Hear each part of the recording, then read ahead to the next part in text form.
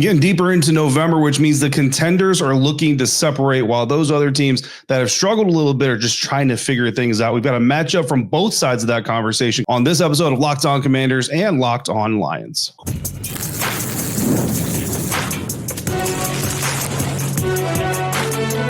You are Locked On NFL Crossover, part of the Locked On Podcast Network. Your team every day. This is Locked On Lions. This is Locked On Commanders. I'm David Harrison of Locked On Commanders. He is Matt Dery of Locked On Lions. We thank you for coming through for both shows, making this episode your first listen or your first view. And a special thank you goes out to all the everydayers of both programs. Those of you who come through for every single episode. Coming up on this one, we are looking ahead to the Week 10 matchup, the Detroit Lions visiting the Washington Commanders in beautiful Northwest Stadium. More beautiful when the lights are low, Matt, and you can't see all the details of the aging stadium, but that's okay. All of that's coming up on today's episode of Locked On Commanders and Locked On Lions, both proud parts of the Locked On Podcast Network, your team every day. And it's all thanks to our friends over at PrizePicks. Download the PrizePicks app today. Use the code LOCKEDONNFL to get $50 in lineups after you play your first $5 lineup. Now, as we do every single week, we're going to kick this thing off talking about the biggest things happening around each of these franchises coming into this weekend's matchup. Obviously for Washington, Matt, it is the quarterback position, the injury to Jaden, Marcus Mariota once again being asked to step up. But what's going on in Motown as they get ready to head to the nation's capital? David, great to be with you as always, my man. It's been many years where you and I have talked, whether you were doing Bucks, now Commanders. And look, with the Lions, it's simple, 5-3 football team, yet for some fans here, the sky is falling. I mean, everybody, look, you and I talked about it before we hit record here. Neither of these teams were going to do what they did last year. Lions weren't going 15-2. Okay. But with that being said, anytime the Lions lose, it is a surprise to this fan base because of how talented this team is. But biggest storyline is the offensive line. The Lions were dominant the last 2+ years with the likes of Ragnow and Sewell and Decker, and last year Kevin Zeitler in the interior of that offensive line at right guard. And this year it hasn't been the same. They got pushed around in week 1. Everybody went, man, what happened? Packers just annihilated them at the line of scrimmage. Went through the next 3 weeks and looked good. Bears, Ravens, Browns, probably even the next 4 weeks for the Bengals. Then the last few weeks again, breakdowns on the interior of the line. It's gotten to the point where Dan Campbell is even throwing the idea out there that Tristan Colon could be playing center this week and Graham Glasgow could be moving to guard, where last year he was the weak link of those 5 guys. So in Mahogany on IR now, they're starting left guard. It's not the same O-line. That causes stress on Jared Goff. And as we know, you don't protect Goff, you're not going to win. And he's very good when protected. So that's a storyline here. I know in DC, people are probably going nuts right now, right? Yeah, I mean, it's a whole lot of hot, a little bit of cold, and very, very little in between. People are pretty much on one end of the extreme or the other one. But the thing I can tell you, Matt, is that the Washington Commanders, like Detroit Lions, obviously I don't think Dan Campbell, the Lions, are expecting it. If any Lions fans are thinking like, okay, well, at least this week you got a team that's probably on the verge of quitting, giving up, throwing in the towel, their season's over. That is not at all what you're going to be getting. We got to see the team for the first time this week on Wednesday, but even going back to like Monday, talking to Dan Quinn the day after their embarrassing loss to the Seattle Seahawks, even in the post-game locker room, obviously a lot of down feelings because of the injury to Jaden Daniels, not happy about the way they played, but certainly no give up, no quit in those guys. And on Wednesday, seeing them again, no give up, no quit in this team either. So the Detroit Lions are going to get the best of what the Washington Commanders have to offer. Now, the part of that just made some of my listeners probably laugh a little bit or snicker a little bit is the best that the Commanders have to offer has not been great this season. And the season started off on that roller coaster that the Lions are kind of on right now, where it's a little bit of up, a little bit of down. But then the thing just plummeted, right? Like this might be the steepest drop in any amusement park in America if it was a roller coaster at this point. So that up and down that the Lions fans are going through, Commanders fans would kill for a little bit of up right now. And certainly they're hoping to get that in week 10. But this game, every game starts with the quarterback, right? And Jaden Daniels, not just a dynamic player, not just a dual threat playmaker, but really in a lot of ways, maybe not the heart and the soul, because you do have some other leaders on this team, but definitely the heart of this team. And when he went down with the injury at Northwest Stadium on Sunday night, man, I mean, the air just went out of the stadium. I think even Seahawks fans in that stadium just could not believe what they were witnessing, and maybe even felt a little bit of the emotion that was just swelling around the organization. So it's a significant loss for Jaden Daniels, for the Washington Commanders rather. And it's one that I think does impact a little bit of the strategy of this game. I'm looking to find out who is going to be the player, the coach, the collective. Like, how are they going to do it? Someone's got to find a way to shake free of the energy, shake free of the weight of everything that's gone on for this team, and find a way to get that juice. And the problem is you're doing it against a Detroit Lions team that is literally led by the ultimate battery. Like, if there's one coach in the National Football League that can just give his team juice by himself, it's Dan Campbell. But then they've got other guys like Aidan Hutchinson. So I don't know if the Lions are a team that this Commanders team can come in with a spark and then let it fade and try to find it later on in the game. I mean, I watched you guys obviously the other night, and all Lions fans did. Everybody's watching the Sunday night game, and it was stunning to me to see Sam Darnold just 13 out of 13 and just picking the secondary apart. And I know we'll talk about that in a second in matchups, but I just wonder if you just don't have enough bodies. There's only so much attrition you can take. We saw it last year in the playoff game. You and I talked about it before that postseason game last year. Commanders were riding high and they were healthy.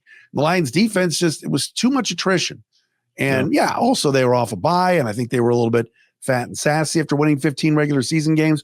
But Dan Campbell's teams have not lost 2 in a row in 3 years. They always seem to bounce back after a loss. And I have every reason to think that they'll be just fine this weekend. But I agree with you. I don't think it's going to be some cakewalk. But as far as bodies left, I mean, my gosh, I thought Luvu was going to miss this game, David. And that was a big break to get him back. It is. It's very big. And Frankie hasn't necessarily had the season that he wanted to have or that people expect him to have either. But I'll tell you what, having Frankie on maybe a little bit of a letdown season is a lot better than the alternative. Like, I love myself some Jordan McGee and some of these other guys with, the young linebackers on the Commanders roster, Ale Cajo, Kane Medrano, but they're not going to bring the juice that we'll talk about with that Frankie Luvu brings even in a down season. Marcus Mariota is doing his best to lead this team. He talked on Wednesday about being a grinder, about grinding it out every single day, about how this team is going to fight and claw. Dan Quinn went ahead and said that, this week, Wednesday, Thursday, Friday, we're going full speed practices all 3 days. We're not kind of taking our normal ramp up period. And that really is a diversion from what the Commanders usually do. And Dan Quinn has been very prideful of every single week looks the same. Come off of a really big win, it's the same thing the next week. Come off of a disappointing loss, it's the same thing next week, because we're not going to get caught up in the emotions of everything. But I think this is a sign that Dan Quinn is understanding, like, look, my guys need to understand the severity of this. They need to understand the situation that we're in. It is not the same thing every single week. This week is different. And the hope is it's going to help spark a little bit of a different result when he talks about his team's backs being against the wall, playing a little bit more disciplined with real discipline, as he put it, not just, the discipline you see on there to try to be tough and try to go make big plays. Just do your job.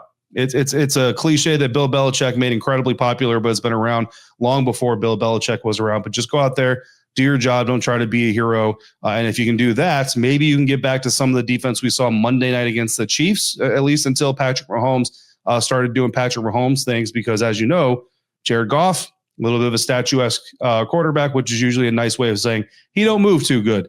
So if you can keep him in the pocket and you can harass him a little bit with that suspect offensive line, then perhaps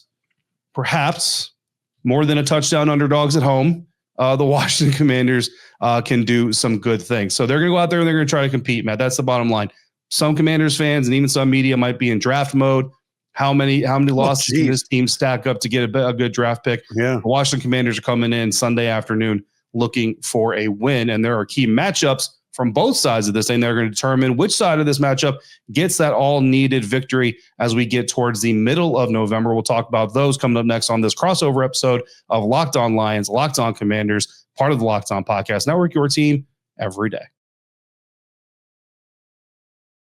And today's crossover Thursday episode is brought to you in part by Mizzen and Main. You know the saying, look good, feel good. I'm going to go ahead and add the feel good, play good part of that saying. The problem is that most dress clothes only check one of those boxes. They either look sharp, but they feel stiff, hot, high maintenance, and just uncomfortable, or they're comfortable, but they look like they're comfortable, and that's not always a good thing. Well, that's where Mizzen and Main come in. Mizzen and Main makes classic menswear with performance fabrics, so it's effortless to look sharp and to feel comfortable. They actually invented the performance fabric dress shirt over 10 years ago, and they've done nothing but perfect it ever since. Their shirts are stretchy, they're moisture wicking, they're wrinkle resistant, and they're machine washable, no ironing. So right now, Mizzen and Main is offering our listeners 20% off your first purchase at mizzenandmain.com with the promo code LOCKEDONNFL20. That's Mizzen, spelled Mizzen, and Main, MAIN.com. Promo code LOCKEDONNFL20 for 20% off. And if you'd rather shop in person, you can find Mizzen and Main stores in select states. Today's episode of Locked On Lions and Locked On Commanders also brought to you in part by PrizePicks. This episode is sponsored by PrizePicks. You and I, we make decisions every single day, but on PrizePicks, being right can get you paid in real time. Don't miss any of the excitement of this sports season, whether you're following the NFL exclusively or the NBA, the NHL, or anything else really you can think of to bet on athletically. There's no better time to jump in on the action. If you haven't tried it yet, PrizePicks is the simplest way to play. You just simply pick more or less on at least two player stats, and if you get them right, you win. It takes less than 60 seconds to make your lineup, and you can play anywhere PrizePicks operates, including California, Texas, and Georgia. And the injury reboot is a really great feature. So download the PrizePicks app today. Use the code LOCKEDONNFL to get $50 in lineups after you play your first $5 lineup. That's code LOCKEDONNFL for $50 in lineups after your first $5 lineup. PrizePicks, it's good to be right. Locked On Lions, Locked On Commanders, crossover Thursday continuing here. Week 10, Detroit Lions come in southeast to visit my hometown or my home area here in the DMV. Matt, the Washington Commanders are obviously home underdogs in this matchup for a pretty good reason. They've kind of earned that right. But for the Detroit Lions to make good on that fact, the way the Seattle Seahawks did, they were field goal plus favorites coming in last weekend. What do the Lions got to do? What are some of the matchups the Lions are going to have to win in order to make sure they make good on those lines? Obviously, 2 of the last 3 weeks, David, your secondary's just gotten torched. Dallas and Dak and that crew. And then this past Sunday night, Sam Darnold looking like Johnny Unitas. So I think if you're the Lions, if you can keep Jared Goff upright and comfortable, he's got to go back to the bread and butter and what got this offense humming weeks 2 through 5 and had everybody singing the praises of new offensive coordinator Johnny Morton. And that is Goff to Amon-Ra St. Brown. Find your best player. Best players. You want to get Jahmyr Gibbs in space? Yes. But I think that passing game is what has been the Lions' calling card for the last 3 years. And look, the playoff game last year, the offense wasn't the problem. The Lions couldn't stop Jaden Daniels and that Commanders attack. So Goff to St. Brown, pick on some of those young guys in your secondary, and get number 14 in space. It just settles and calms everything down on that offense when Amon-Ra is doing what he does. And had a decent game this past week. I know Gibbs' numbers were way down in the loss to the Vikings. St. Brown has had a history of playing very well against Minnesota. It wasn't a breakout game by any stretch of the imagination. If anything, it was for Jamison Williams. But that's what I'm looking for. I'm looking for St. Brown against some of those young corners and seeing the Lions put some points on the board. How about you? Yeah, man, look, call me crazy. And certainly there is a possibility that I'm reaching just a little bit here. But Marshawn Lattimore going on IR is a significant loss for the Washington Commanders, even though a lot of people around these parts kind of wanted him out, at least at the end of the season, make do or separate from this cornerback and all these things. Still definitely one of the better cover guys on the team. Trey Amos, their standout rookie, is dealing with a hip injury. He is practicing, but we'll see what his status is at the end of the week. So that means that Jonathan Jones probably going to step up and play a little bit. Noah Igbenogany is probably going to be able to step up and play a little bit. He's been inactive for the last 2 weeks. And then, of course, you got Mikey Sainristil, who's got inside and outside ability. And, oh, by the way, you got safety Quan Martin, who is non-participant at practice on Wednesday, along with Terrell Owens. I can't believe I did that. Tyler Owens. We call him T.O., right? So Tyler Owens, another safety who is a non-participant in practice. So the weird thing about all that is, and then this is kind of weird to try to steer into the injury bug and everything else, you actually have the possibility if you're Joe Witt Jr., the defense coordinator of the Washington Commanders, to throw a formation and a look at the Detroit Lions that they haven't seen yet. If you move Mikey Sainristil back outside, where most of us believe he was better last year than he is back inside this year, bring Noah Igbenogany back inside, where he was pretty effective for most of last year. Have Jonathan Jones outside if Trey Amos can't go or is limited. You have a different safety tandem, maybe, Darnell Savage and Jeremy Reeves back there. It just gives the Lions a little bit of something that they haven't been able to scout. And maybe for at least 1 week, it gives you an opportunity to get some stops that you otherwise wouldn't probably get, especially during this downward turn. And that might help the offense stay into a game that you really don't want to turn into a shootout, but you're going to need to rely on Marcus Mariota to make some plays. And in order to do that, you got to keep them upright. And that's where Laramie Tunsil and Josh Conerly Jr. come in against these Lions defensive ends. Aidan Hutchinson. If you're watching this on YouTube, you can't see it right now unless we're in the ad break. But I got an Ohio State helmet behind me. Why? Because I was born and bred to be a Buckeye fan. So I've known Aidan Hutchinson's terrorizing presence for a while now. Yeah. He wasn't available for that playoff game, unfortunately, for Detroit. This will actually be the second time I get to see Aidan play in person. The last time he beat the team I was covering. So I'm hoping to break that train just a little bit here. But he's got 7 sacks this season. Al-Qadim Muhammad has 6 sacks this season. Pass protection has not been the strongest forte for this Washington Commanders offensive line, especially as of late. Josh Conerly Jr. Posted a 43.6 pass blocking grade on PFF as recent as week 7. Sam Cosmi allowed 4 pressures in week 8, and he's still come back from his knee injury. So the protection, especially against those 2 D ends, Matt, is going to be incredibly important in this game, if not the most important thing, or else the Washington Commanders may not put up a single point in this entire game. Well, you mentioned the guys on the exterior and the edge. A guy to watch for the Lions, too, is Aleem McNeil. Excellent against Tampa Bay a couple of weeks ago on that Monday night affair against Baker Mayfield. Really pushed back the middle of that Bucs offensive line and forced Baker into some bad throws. Aleem was a non-factor on Sunday against the Vikings. I think it was almost bad luck that he came back from his ACL. First came back, he torched the Bucs, and then he had to sit out a week for the bye week. And he was not himself. The Lions really weren't themselves in this game against the Vikings last Sunday. So if Aleem can get some middle push, you mentioned Hutch and what he does. Muhammad's been a nice surprise here the last couple of years. It's funny. This summer, it was all about Lions need another edge opposite of Hutchinson. And what are they going to do? And how could Brad Holmes, the GM, not go get somebody? Why not bring back Zadarius Smith, who obviously went to Philly and then retired? Mm-hmm. They drafted Ahmed Hassanin in the 6th round, and he's not even on the roster at the moment. So they've been okay with the edge room. Some of those guys have stepped up and played well, but that's not the issue with the defense. It's just been youth in the secondary based off of injuries. Kirby Joseph might be back this week. Terrion Arnold was back last week, and I thought played pretty well. I thought PFF's grade for him was a little bit unfair. I thought he performed. But if the Lions can get, you're right, if Hutch starts eating and doing his thing, it could be a long day, certainly for Mariota. Now, I do want to throw one more matchup here for you, man. I want to get your opinion on this one because I know statistically Detroit Lions have been very stout up the middle in stopping the run. Outside to the right side of the offensive formation hasn't been as stout, but I feel like you gotta run up the middle to at least keep that defense honest and do all these things, and maybe that helps open up some of that edge ability. I would love to turn to a defensive matchup, but truthfully, I don't really know what to tell you to expect from this defense because they've just been very terrible. And so I'm going to stick to the offensive side of things. Chris Rodriguez Jr. 2 weeks early in the season, the Washington Commanders came out and they gave Chris Rodriguez Jr. the start. They set the tone with him. Things worked really well. They ran for over 200 yards in one of those games. They ran for over 150 yards in another one of those games. And he really hasn't seen much, if any, action since then until they were down 21-7 to the Seattle Seahawks. Yeah. Then Chris Rodriguez Jr. gets involved. And for the most part, until the game was just so out of reach that they had to just pass the ball constantly, he helped them establish at least a little bit of a rhythm, a little bit of a tone. So a lot of us out here have our fingers crossed that maybe Chris Rodriguez is going to get an opportunity to play a little bit early in this game before it's out of reach.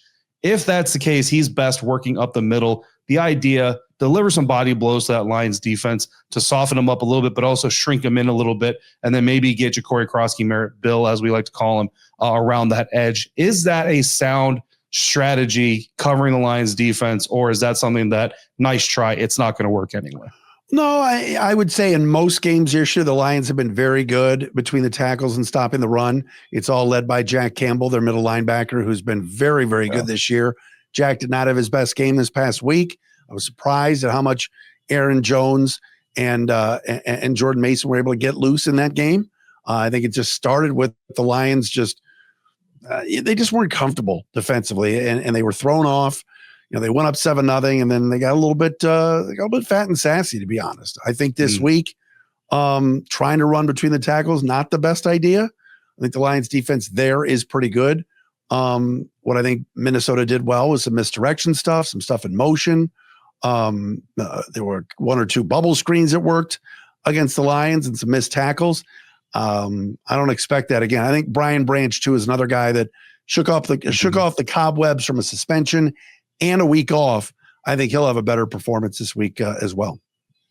Brian Branch is certainly someone that can help dictate the pace of a game for sure. But those are the key matchups for this weekend's game. We've got some keys to victory for each side, all coming up next on this crossover Thursday episode of Locked On Lions, Locked On Commanders, part of the Locked On Podcast Network, your team every day.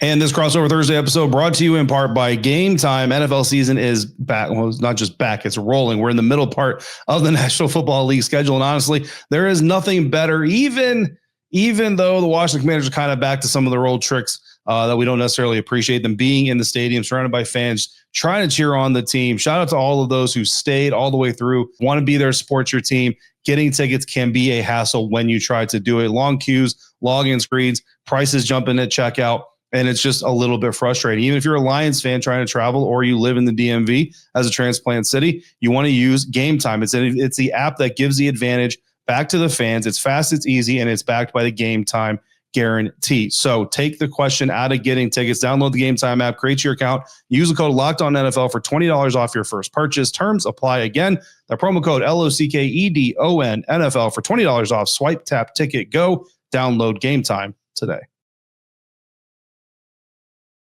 Wrapping up this crossover Thursday episode of Locked On Commanders, Locked On Lions. I'm David Harrison. He's Matt Dery. And we're talking about what is going to happen, or what could happen, I should say, for each of these teams to get a win. The Detroit Lions looking for their 6th win, correct, Matt? And the Washington Commanders, of course, looking for their 4th win, trying to snap a losing streak. Really long flight to Spain coming up for me, Matt, if this team carries a 5-game losing streak into Madrid. But You're going? What are the keys? I am going. I love it. What are the keys for the Detroit Lions to make sure that I have to pack a 5th L in a row in my carry-on luggage? Well, if you're traveling on Ross Jackson's dime, you'll be just fine. The proprietor of the Locked On NFL. No, I said it before. The Commanders' pass defense, 4th worst in the league. So let's get back to Lions. I'm not saying that this is the greatest show on turf or anything like that, but when the Lions are rolling, that passing game's clicking, the play action game, you got Montgomery and Gibbs on the ground kind of leading to that pass game. But we've kind of waited for Jameson Williams to break out. He had a really nice game the other day after offensive coordinator John Morton said, it's my fault, I'm not getting on the ball. Now this week, Dan Campbell says, we got to get Isaac TeSlaa more involved. So you got St. Brown, you got J-Mo, you got Raymond, you got TeSlaa. You got plenty of weapons on this offense. Laporta in the passing game as well. Make it happen. Commanders secondary's banged up, like you said. Lattimore and others out. Take advantage of it. Give Goff some time to throw. And I think if the Lions score some points and score early, I'm not saying they're going to do what Darnold and Seattle did, but if they could do something similar and get it rolling, there will be some confidence on that sideline. And give the defense a little bit of time to breathe and kind of go after Mariota. So I think first and foremost, Lions passing game, getting Goff in good rhythm is going to be huge. And certainly it starts with center and left guard, which I don't know right now what that's going to look like. Yeah. I watched the Lions game recently. It was I think it was 3 weeks ago. And I think Brian Branch was serving a suspension. Players were injured. And the question coming into the game was how is this secondary going to hold it together? And keep this opposing passing game from going on. I don't remember who the opponent was, to be honest with you. But I remember that coming out of that game, everybody was really impressed. Man, this secondary of a lot of guys who just don't, nobody knows. Honestly, Nick Whiteside, former Commanders player, really stepped up in that game. And I was looking at it, I was like, you know what, man? You know what this is? This is a secondary full of guys who are just doing what they're asked to do. They're not doing anything extra. They're not trying to be Superman. They're just doing, what does this play call ask for me to do? That's what I need to do. And I just do it to the best of my ability. And I think that's the way when you have an injured unit, a banged up unit, That's the way they step up and rise up together, is just 4 or 5 guys, however many it is, just doing what they need to do. That has not been the trend for the Washington Commanders defense. No, that has not been the trend for some of the Washington Commanders just in general. Matt, they need to do 3 things that they have not done in quite a while for me to win this game. And that's a pretty tall task to ask a team, any team, to do 3 things they never do. Run the ball smart. That's number 1. Not just run the ball. Look, you look at the stats, you say the Washington Commanders have the 4th best rushing attack in the NFL. What you don't see if you're not a Commanders fan or Commanders media is that stat, they were number 1 not a month ago. And then they were number 2. And then they were number 3. And now they're number 4. What does that tell you? This is a rushing attack that is going the opposite direction. And for me, it's because they're not being creative in the way they set up the run, and they're not being smart in how they use the run. So do that. Go back to that Minnesota Vikings tape. Take a little bit of what Aaron Jones and the Minnesota Vikings offense was able to do. See what you can steal from it and see if you can exploit some of those same things. Run smart. Don't just run to run. Run smart, because Marcus Mariota cannot keep this team up in a shootout. Win the turnover battle. Detroit is +6 in the turnover differential this season. The Washington Commanders are -6. You literally couldn't get on any more opposite ends of this battle if you tried to. Marcus Mariota's 4 interceptions on 88 attempts this season. He's got to protect the football, and that defense has got to go get the football. However, they got to go get the football by just doing their job. So it's kind of a little bit of a contradictory emotion going on there, and then get red zone stops. Interestingly enough, Matt, just like the rushing game, at one point in time, the Washington Commanders had one of the best red zone defenses in the National Football League. Then came week 8, and they allowed a 100% red zone conversion rate. Then came week 9, and they allowed a 100% red zone conversion rate. Again, it's no longer bend, don't break. It's bend and then break. The Washington Commanders have got to find a way, even though they're more banged up now than they were entering week 8, find a way. Joey Jr. is moving from the box to the sideline. Find a way to motivate the troops. Find a way to get it done. You cannot let the Detroit Lions just score touchdowns every time they get inside the 20, or else this might be a very empty stadium by the time we reach the midway point of the third quarter yet again. That's crazy that they're -6, especially with where they were last year and how opportunistic that team was under Dan Quinn. One other thing real fast on the Lions, 10 penalties last week was unlike them at all. This has not been a Ben Johnson type Bears team or a classic Raiders 12 penalties type situation.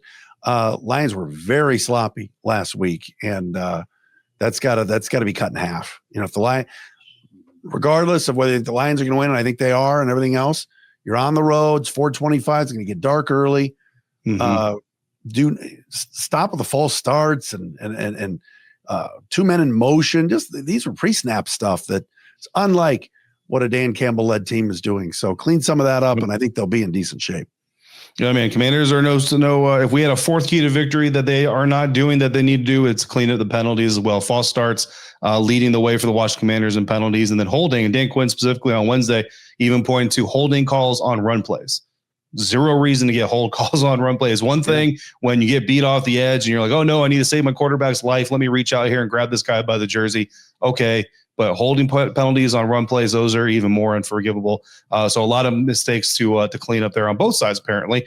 But we will see if the Washington Commanders can get on a little bit of a climb in this roller coaster season. And if they do, Matt, I have a feeling your audience is going to be on a little bit more of a dip than they may already be, even at 5-3. That is going to do it for this Crossover Thursday episode. Ladies and gentlemen, next time on Locked On Commanders, Locked On Lions, we will be wrapping up our respective weeks and talking about what you can expect to see this Sunday afternoon in Landover, Maryland. Moving forward, for your next listen, check out the Locked On NFL podcast. Tyler Rowland in the morning, Tony Wiggins in the afternoon, 2 doses a day of the national outlook on the National Football League. Find it on YouTube, wherever you're listening to this podcast.